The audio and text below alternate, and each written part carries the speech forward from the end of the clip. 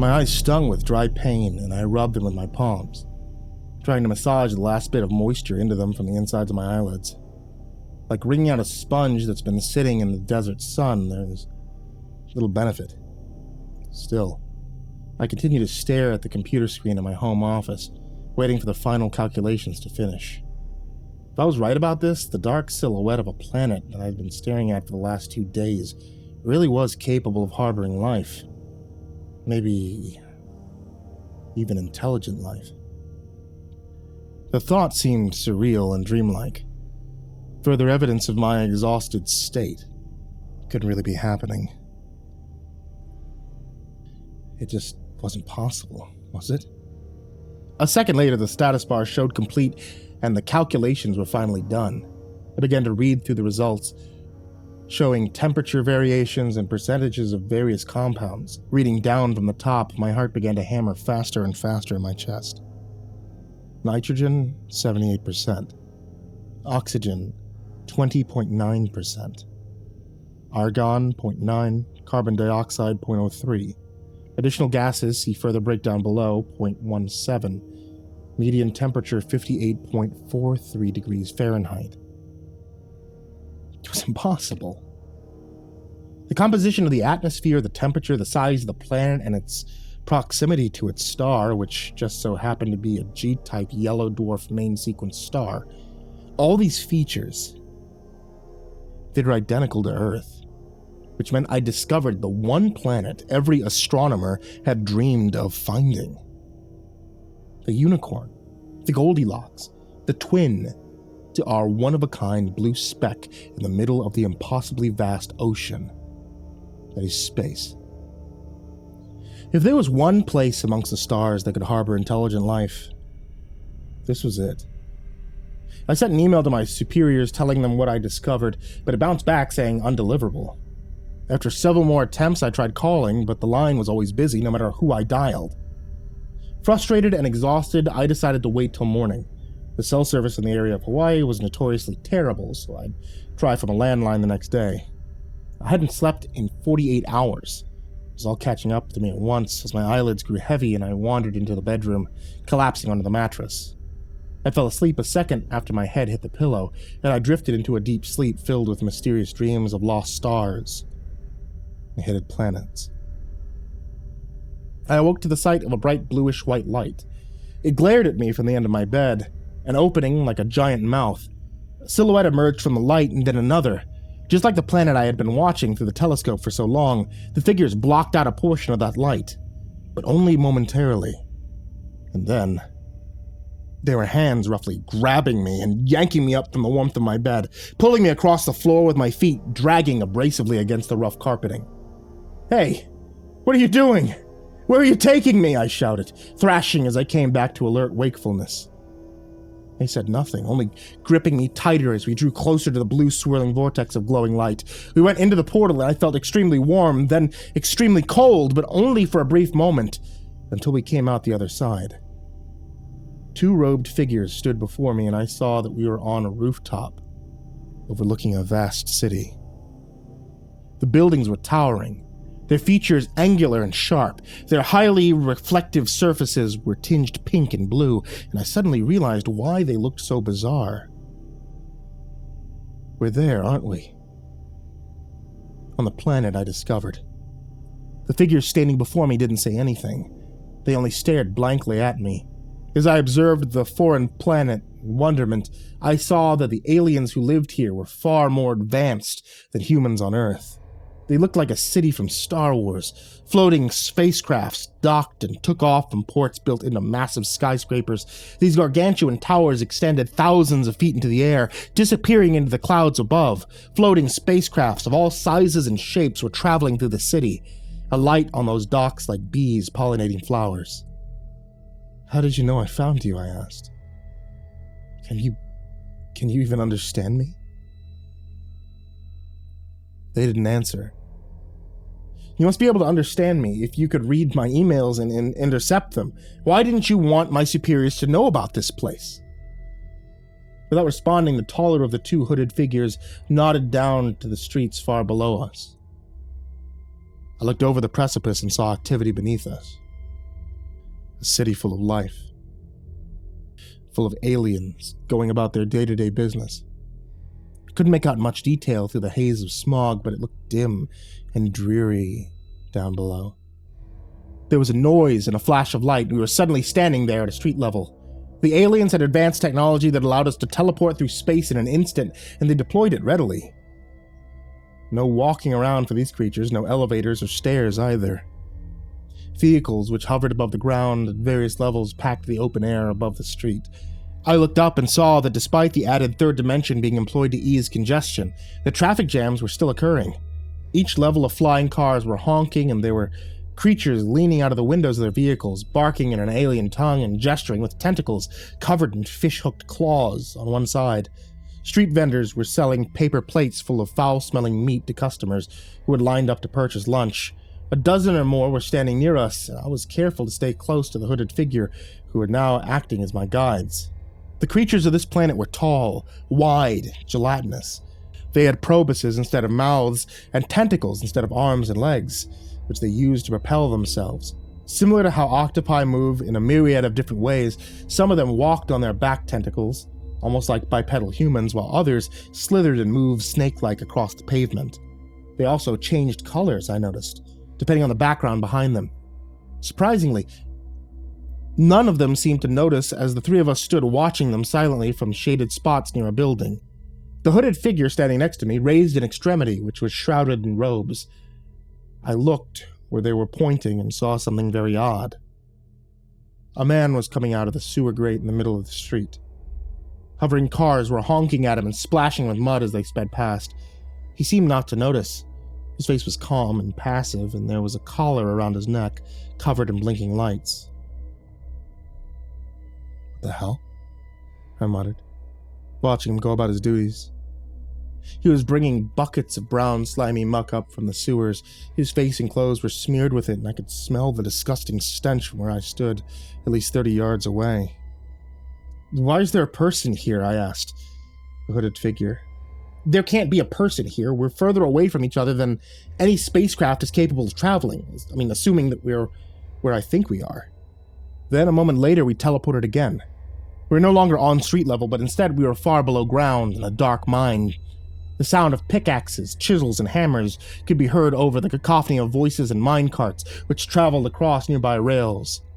The voices were human, I realized, and as we drew closer to see a group of men working at the walls with crude tools, each one had the same collar covered in blinking lights, snugly secured around their necks.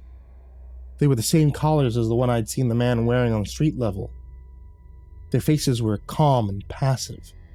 None of them looked angry or upset. Instead, there were no expressions at all.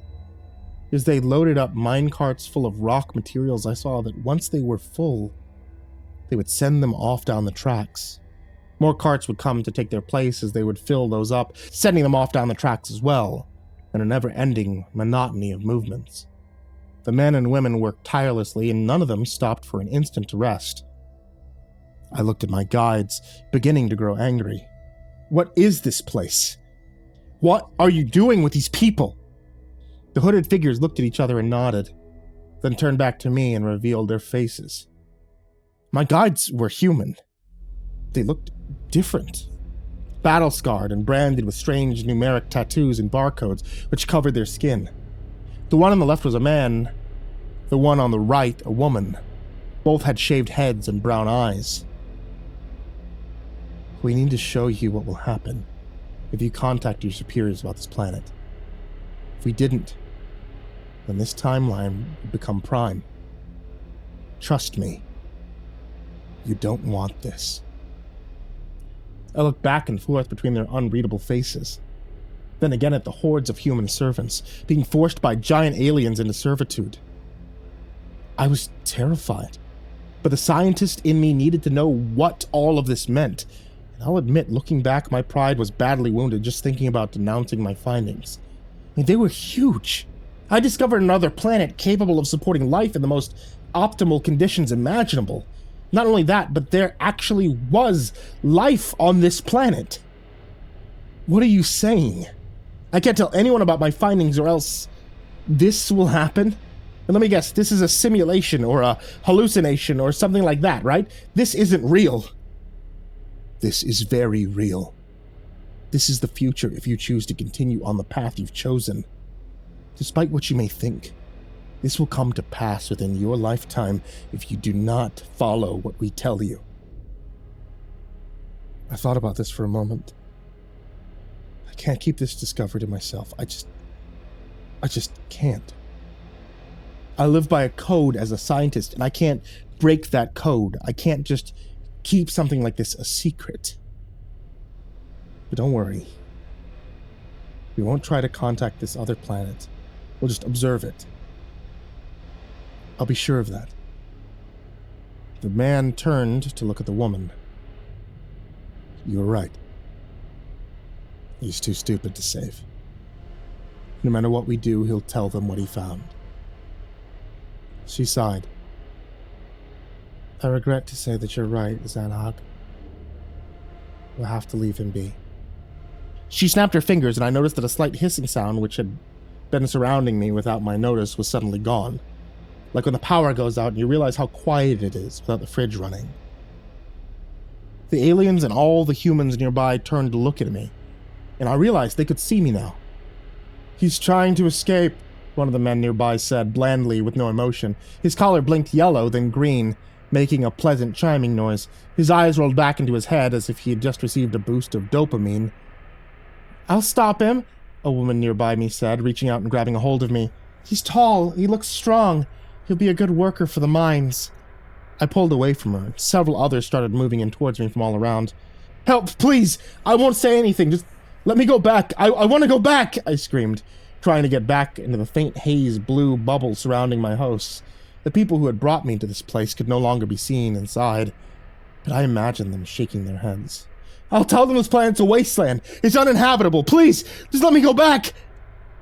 And they seemed to consider this. After a few long moments, just as the dirty hands of mining prisoners all around me were about to grab hold of me, they pulled me back into the protective bubble of invisibility.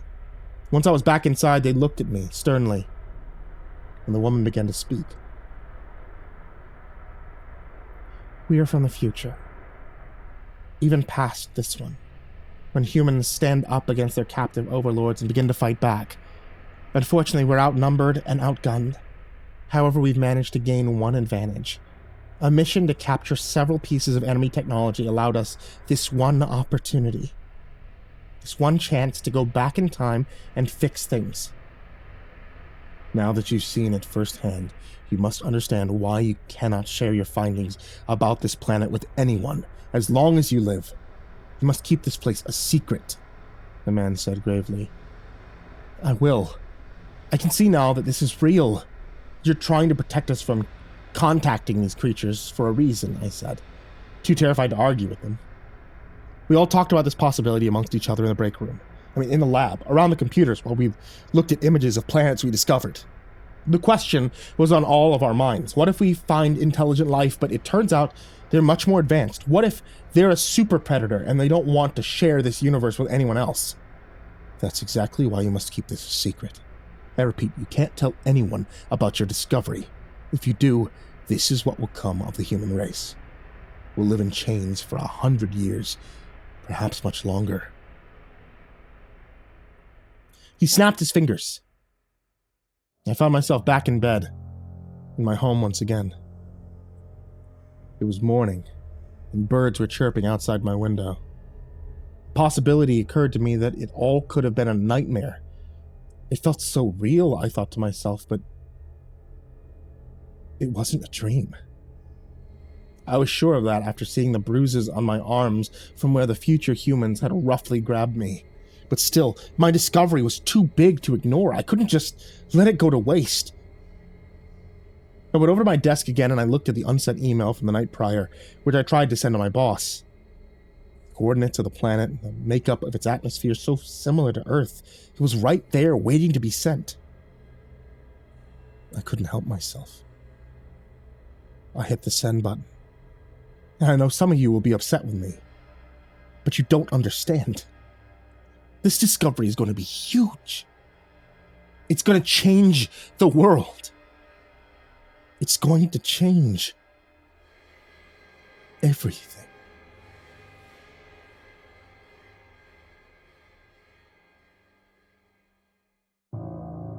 Hey there kids, it's me, MrCreepyPasta, and I wanted to tell you thank you for watching today's video on YouTube or listening to tonight's episode of the podcast. If you guys like hearing stories being told here on YouTube/podcast/ wherever you happen to be listening to stories being told, then you can always get some behind the scenes stuff. Check out twitch.tv/MrCreepyPasta, and sometimes I go live there. That's basically the end of the statement. Sometimes I'm live. A lot of the times I'm not. Sometimes when I'm live, I play video games. Majority of the time when I'm live, I'm attempting to work, but also I get wrapped up in talking about life stories or things.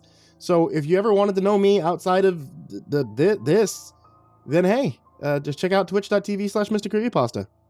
And I want to give a big thank you, as always, to all of my Patreon subscribers on Patreon. You guys are the real MVPs. You're the ones that allow me to do stuff like getting specific stories just for the channel. If you guys want to see more of that, then I would really love if you guys could help support on patreon.com/MrCreepyPasta, like some of these wonderful guys such as Jordan Alexander Sanchez, Stephanie Butler, Bobby Karman, Tristain Pelton, Chance Burnett, Diana Kraus, KhaosArts, Kryolinian, Milk and Miel, Celty Sturloson, Zachary, Graffius, It's All About That FOOKIN Music, Goreng, Trimagasi, Maria Walker, Tonya, Oran, paingravy, Krazy Kid, MrMarcusBlitz, Aika, Limchoc, Dirt Diver 030, Matt Bach, Jabbles, Voice of Sand, Coffee Zombie, Matthew McNeese, Shelly J, Jeremy H, Raltazal, Ficomel, Nana, Nick Weaver, Melted Lake, Tolly Sue, Sky Mara Ravenswood, William King, Darth Milver, Micah Ortiz, Satanic Aries, Nessie, Barterhawk 764, Lambda M98, Harley, Billy Morrow, Sashi Suzaku, My Body Sounds Like Rice Krispies, Kaylee Ambrose, Suji Campbell, Stricken, Azarine Fox, Freddy Krueger, Nicholas Sicardi, Happy Birthday Jason Wilson, Lisa Cottrell, Caspian, Hades Nephew, Tater Chip, Acid System, Prozac and Pancake Appreciation Society, Cryptic Nightmares, Kiri the Sloth, Tommy Green, Fester Lampshade, Sky Harbor, Nico Kyle, Rafael Rodriguez, The Ginger Bros, Aaron Stormcrow, Daniel Paulson, Trace Miles, and Corey Kenshin. You guys, as well as everybody if you look down in the description, and everybody that can even just give $1 to be able to help things out. I really appreciate it. If you guys would like to join this list of names that I horribly mispronounce, check out patreon.com/MrCreepyPasta. And honestly, even you guys who just listen, you watch, you comment, you like, you subscribe, thank you all. I really appreciate it. And sweet dreams.